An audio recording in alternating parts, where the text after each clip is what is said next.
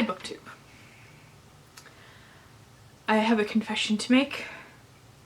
I am a reformed book snob. So, when was I a book snob? Remember back in high school when you were forced to read and analyze classics? A lot of people I talked to tell me that being forced to do this made them hate classics. Well, for me it did the absolute opposite. I became so enamored with becoming a smart, well-read person, and for me back in 2000 to 2004 when this was going on, that meant reading classics.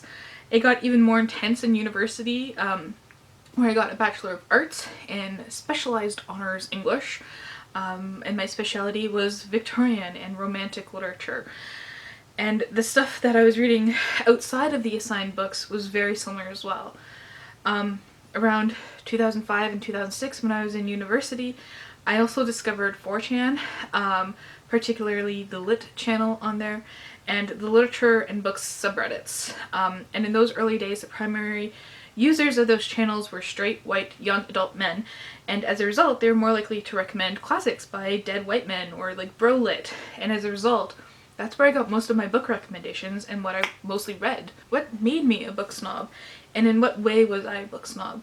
Well, I had to read Pride and Prejudice in my 12th grade English class and I hated it. It was the first book I actually didn't finish reading for school. And everything else I read and enjoyed in high school was by male authors. So my teenage mind then came to the conclusion that female authors were no good. And I hadn't been exposed to any diversity at that point in regards to reading or even more recently published authors.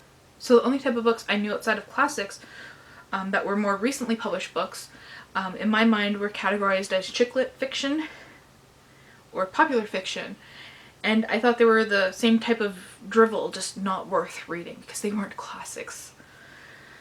I actually looked down on people who read recently published books and I didn't consider them real readers because they weren't reading the real books. I made a rule for myself that I'd only read books published before 1920s by white male authors. And even though I was super into social justice at the time, I never connected that my reading should reflect the people that I thought I was fighting for. This was all before social media as we know it now became super popular. The internet was still kind of dominated by straight, white, young adult men. I'm not discouraging that, you know, that's just the dynamic that was on the web at the time.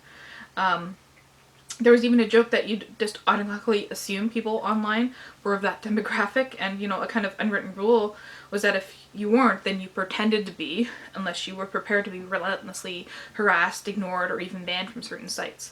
You know, I didn't get Facebook until I was in my third year of university. I didn't get a smartphone until 2011, which was, you know, 2 years after I finished university.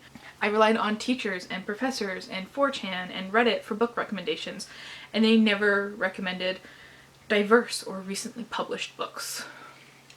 What made me change my mind? I began in my last year of university to kind of take some courses outside of Victorian and Romantic literature. I took African drama, which was my first time reading non-Western literature, and I realized it was actually pretty good stuff. I took a course on James Joyce in my last year of university and learned a lot about him as a person and that I didn't like him at all. You know, I hated James Joyce the person. And I think that was part of the beginning of my move away from my previous ideas that these types of classics were the best type of literature. Then I left school and I had no more professors to recommend books. The majority of books that I owned and read were still the same classics I'd been reading before, but I actually began searching for other book recommendations. And I think 4chan and Reddit began becoming more popular and more diverse.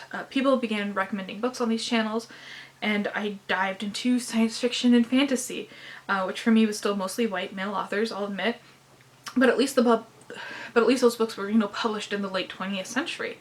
So the first thing I diversified on was the publication years, but it was a step in the right direction, I believe.